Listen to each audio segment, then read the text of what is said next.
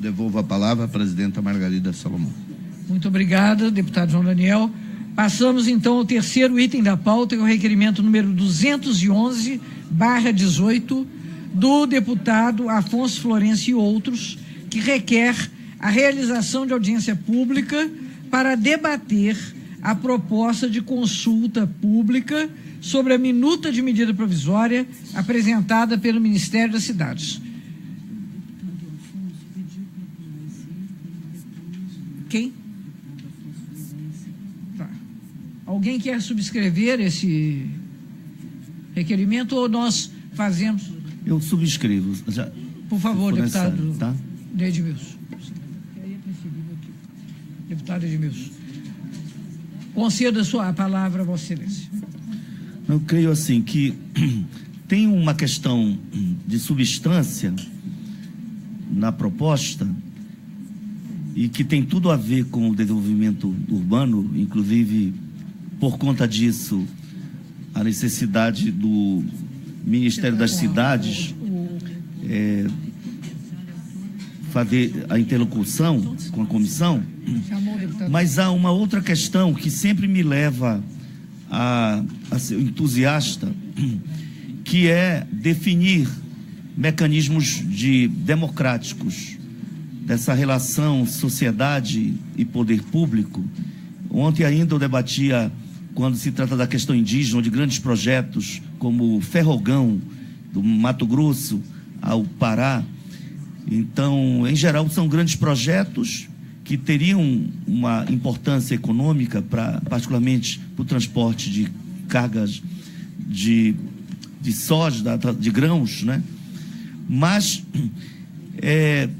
as comunidades atingidas, em geral, ficam fora do debate, mesmo considerando a Convenção 169, aprovada no segundo ano do governo Lula, em 2004, pelo Congresso Nacional, que é o decreto, se não me falha a memória, 5051. Então, é lei nacional. Sim. É necessário, portanto, que se estabeleça todo o mecanismo de consulta pública. E consulta pública não é aquela farsa de consulta em que o governo diz, olha, houve debate com a comunidade e reúne numa sala algumas poucas lideranças, tira foto e diz que houve cumprimento da 1969. Não.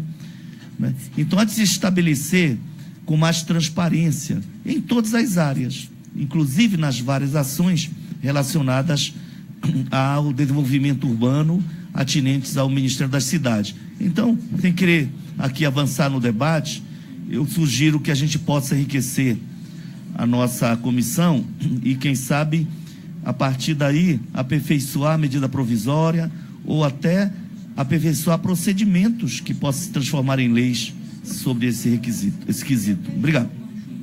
Eu pedi ao ilustre deputado Leopoldo Meyer que assumisse a presidência, porque, como todos nós somos subscritores deste requerimento, e ele faz a gentileza de presidir a sessão, então. Muito obrigado.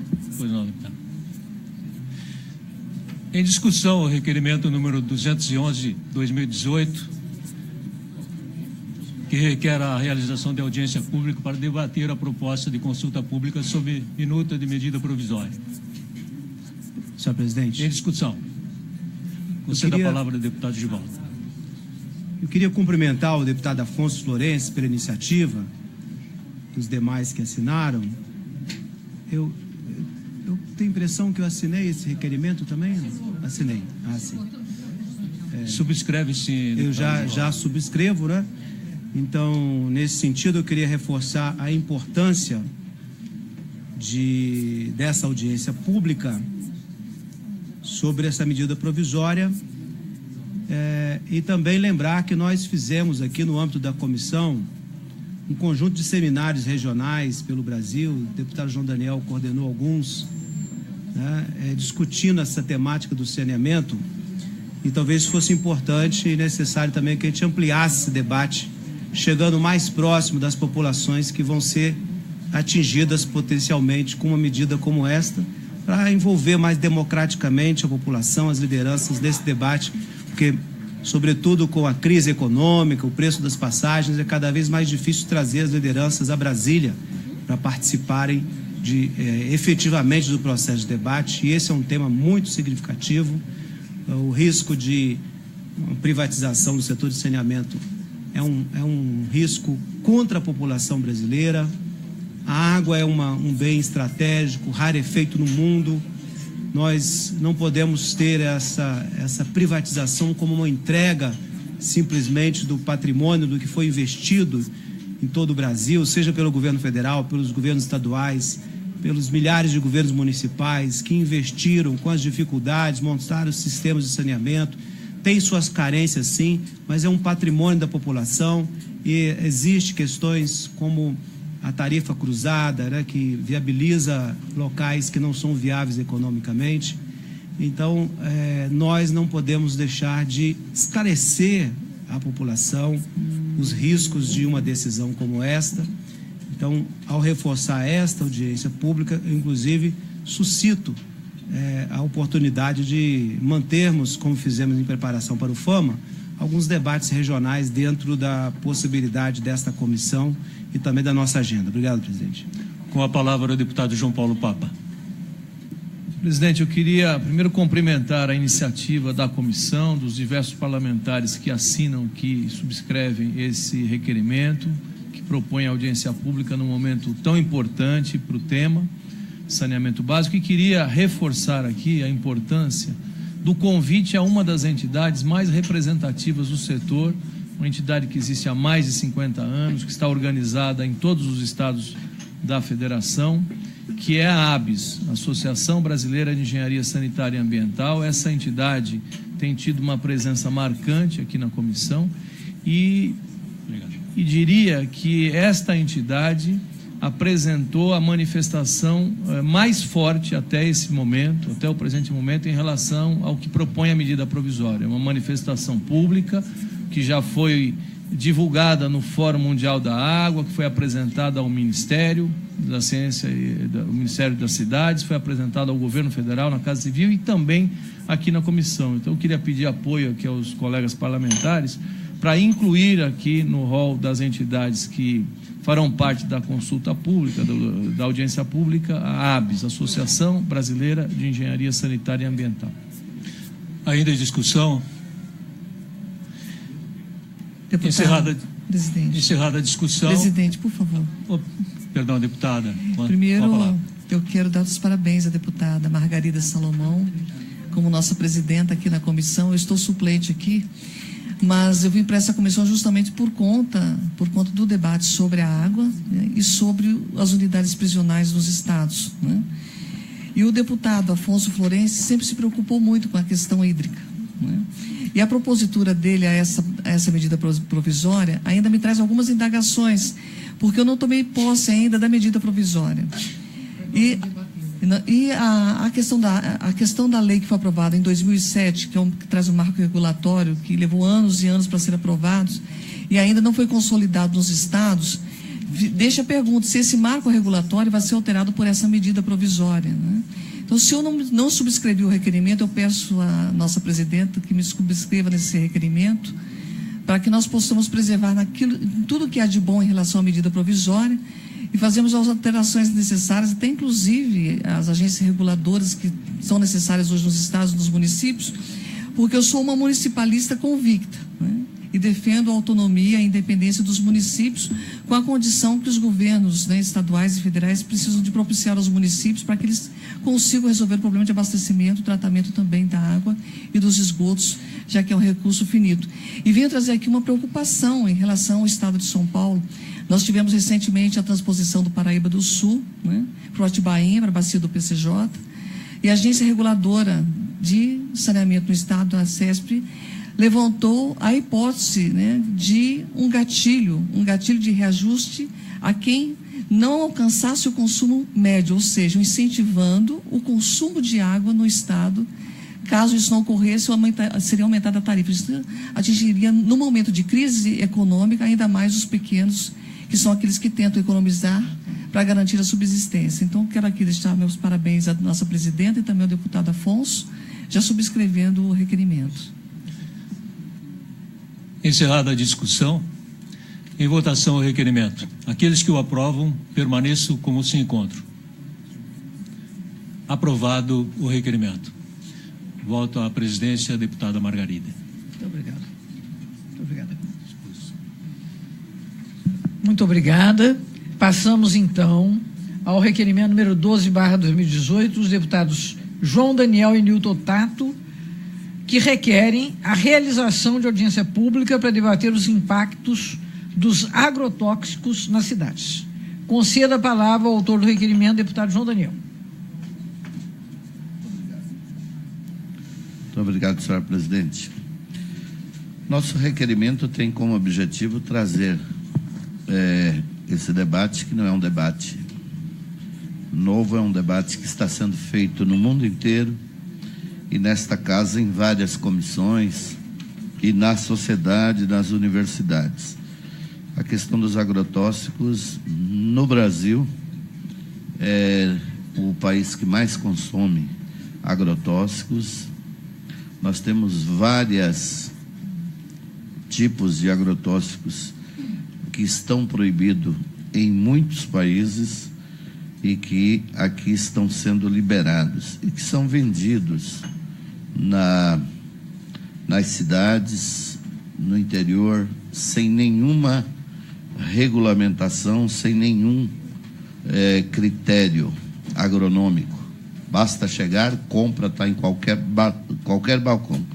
Bom, nós estamos convidando, senhora presidente, e demais membros, que tem hoje um grande trabalho, que é um grupo da sociedade civil intitulado Campanha Permanente contra a questão do uso dos agrotóxicos e pela vida, a Fundação Oswaldo Cruz, que tem estudos, a Via Campesina, que reúne dezenas de organizações camponesas com experiência na produção de alimentos saudáveis, o Instituto Nacional do Câncer, que tem dados sobre a questão das doenças que envolvem a nossa população, o Ministério do Meio Ambiente e também o Instituto Brasileiro de Defesa do Consumidor. Nós achamos fundamental que a sociedade brasileira tenha conhecimento, que possa levar para as escolas, possa levar para todas as pessoas as informações.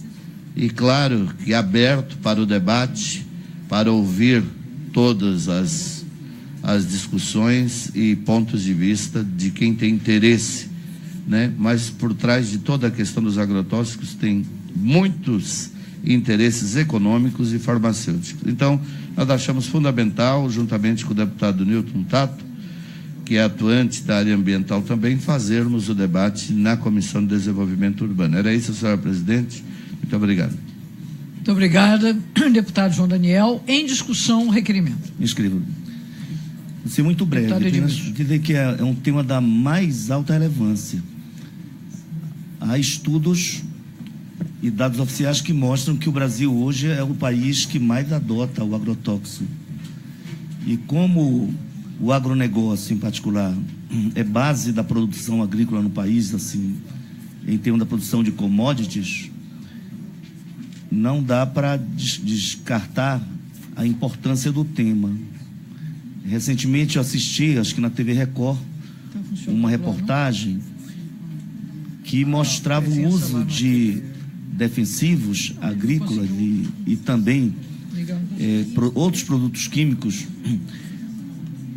voltados à fertilização do solo em Santa Catarina, e chocante a reportagem mostrando pessoas, famílias inteiras com câncer por conta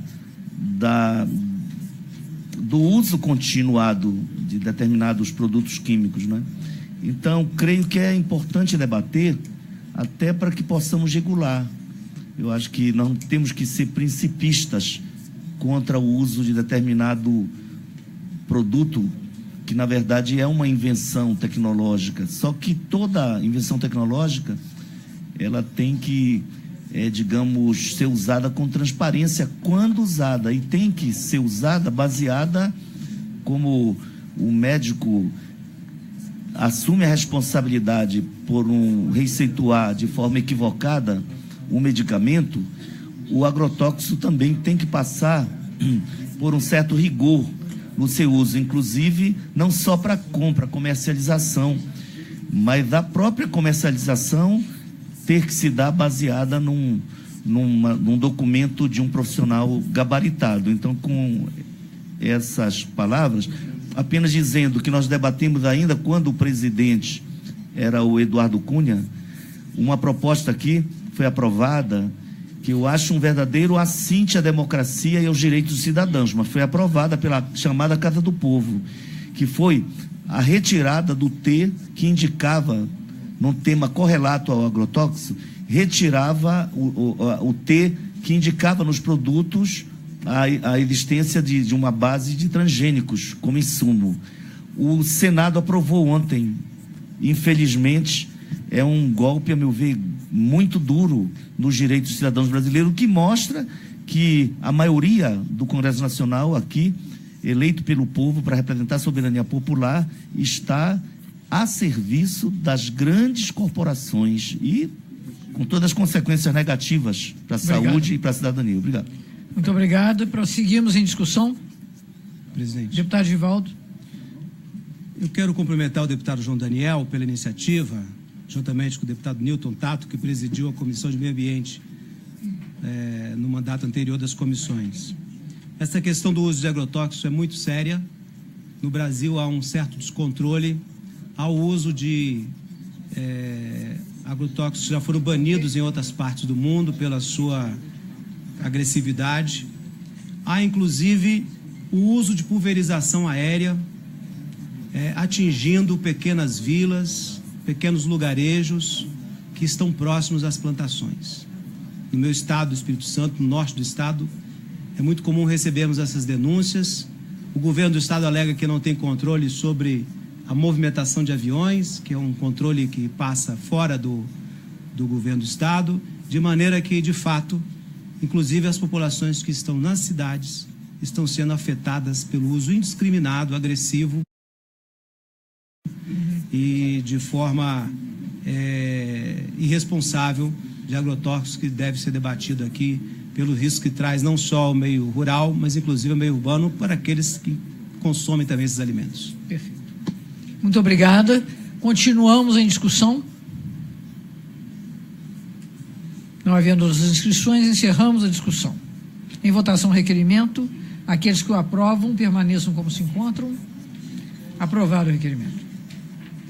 O item 5 é um requerimento número 213/18 do deputado Edmilson Rodrigues, que requer a realização na cidade de Marituba, um seminário na cidade de Marituba destinado a debater os danos ambientais e sociais do lixão de Marituba, no Pará.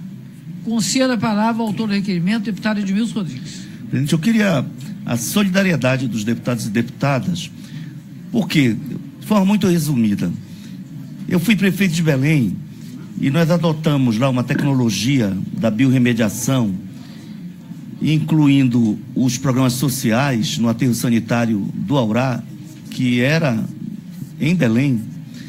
Nós conseguimos resolver um problema de contaminação dos lençóis freáticos e mesmo a contaminação por chorume dos córregos próximos, com implantação de filtros, com acompanhamento técnico da universidade e do próprio Ministério Público.